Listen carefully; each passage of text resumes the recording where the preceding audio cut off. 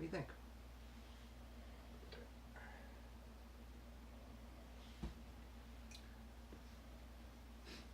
One of my favorite books.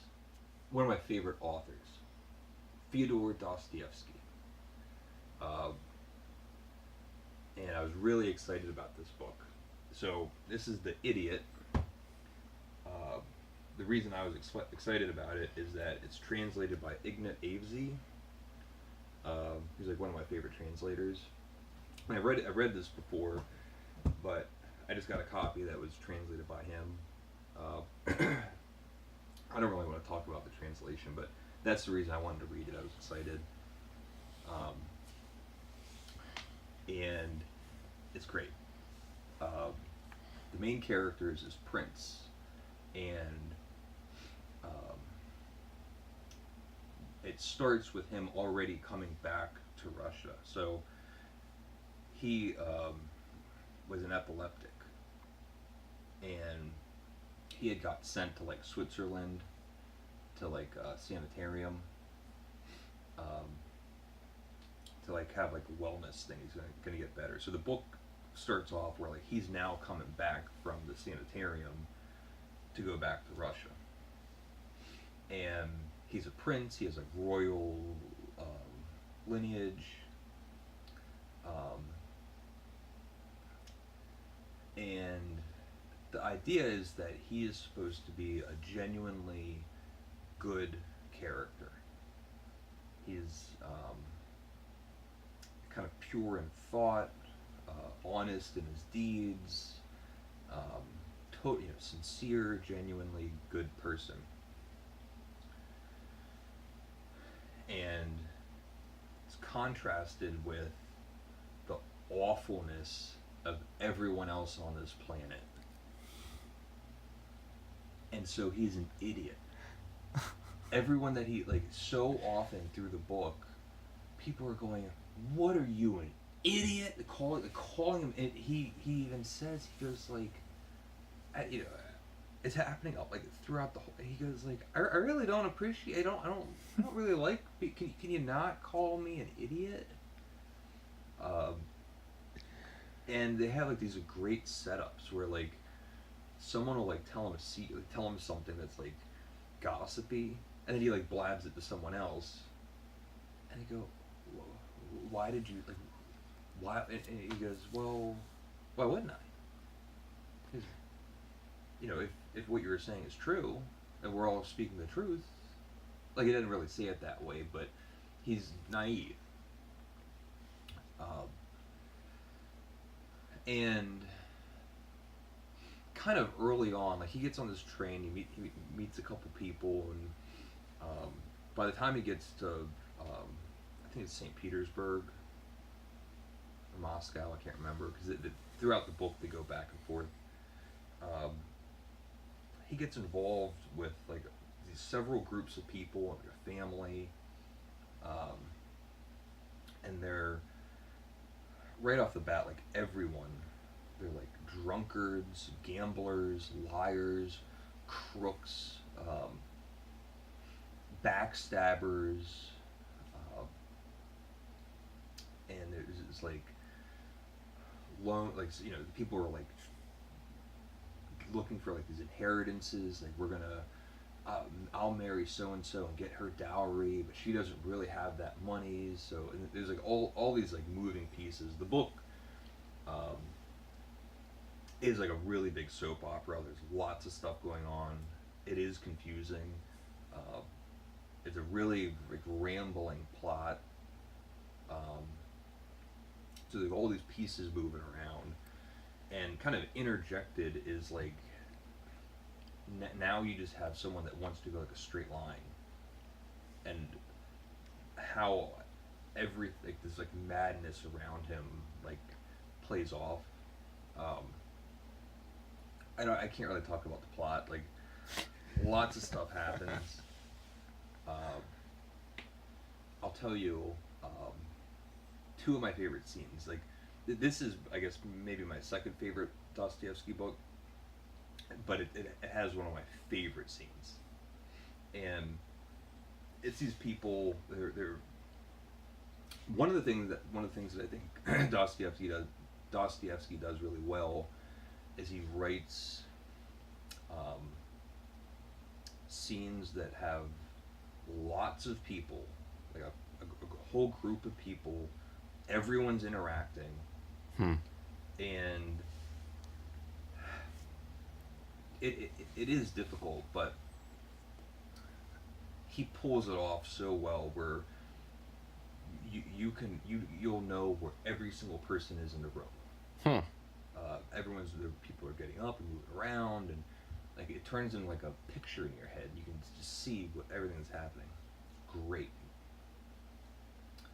So there's this guy, and he's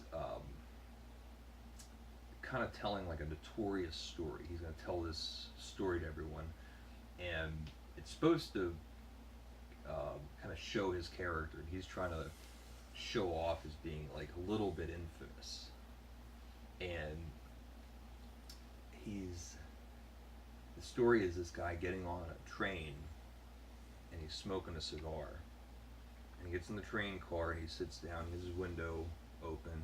He's just smoking his cigar. um, Two girls could get on the train. They're English, and they have like a purse, or they have like one of those toy dogs, Oh. like a little dog, and they go sit off on like the other end of the train. And the guy telling the story is like, there wasn't any comment, like they didn't say anything, and they're going down the train, and finally one of the girls comes over and takes his cigar and throws it out the window. And then she kind of proudly goes back to her seat and sits down. So the guy gets up, he walks over, he grabs their little dog, and he throws it out the window. Oh yeah. And like madness ensues. So he's telling this group of people this story of who he is. And he finishes, and someone else in the room goes, that was in last week's paper. So, something that happened like in the paper, the guy read it and thought that was a story that he should lie about to tell other people, and then he gets caught. No way. It's great. That's pretty good. Yeah. Huh. Really, really great scene. Another scene, it might actually be the same party, because there's a party going on. It's getting like wilder and wilder, drunker. And there's this thing with like inheritance, and someone shows up with $100,000, and it's like wrapped up in this paper. And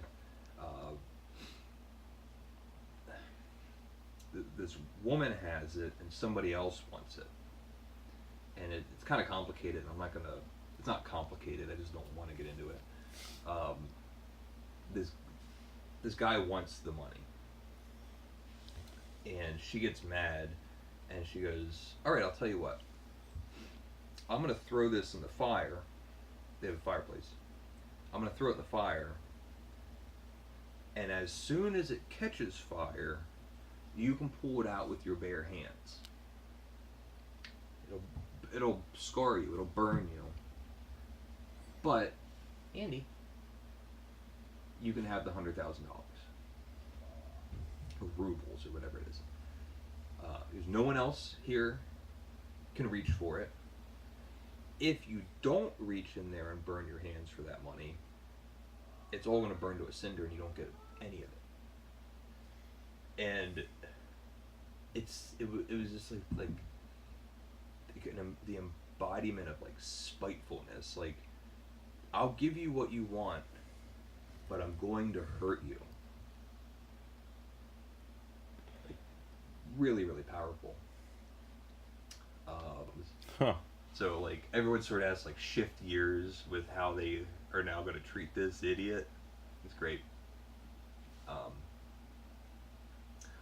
So Dostoyevsky had epilepsy in real life. Hmm. Um, he suffered attacks. It was terrible. Um, in the book, the main character um, like has a fit, but and you can see it more in the Karamazov brothers, but even in this book, mind like to look for that. Um, and there's a lot of madness in the book. Like there's all sorts of stuff happening, but you can kind of just catch these parts.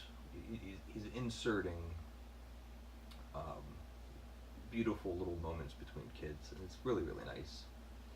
I'm trying to think of anything else. Translation was good. It was great. Yeah, I mean, exactly what I was expecting. Um, in the meat of the book, this um, it's almost like reading a play. Like there's so much dialogue, uh, massive like walls of text, and you have these like brilliant um, conversations that read just like not like Plato's dialogues, but they're just philosophical texts that you're reading. Anything else you think? I think it's good. I think we did okay. It's a really good book. It's one of my favorite books. One of my favorite authors. See if they have it on Libby. What's Libby? Audiobook app. Oh. Karamazov Brothers. I'll do that first. Yeah, that's the book. That's this awesome. book is sort of like kind of rambling. Yeah. Yeah, I'd like to see how it sounds very interesting how it's multifaceted. Yeah. And it's like layered. There's so much stuff going on. Yeah. Um, I guess there would be in a healthy sized brick like that.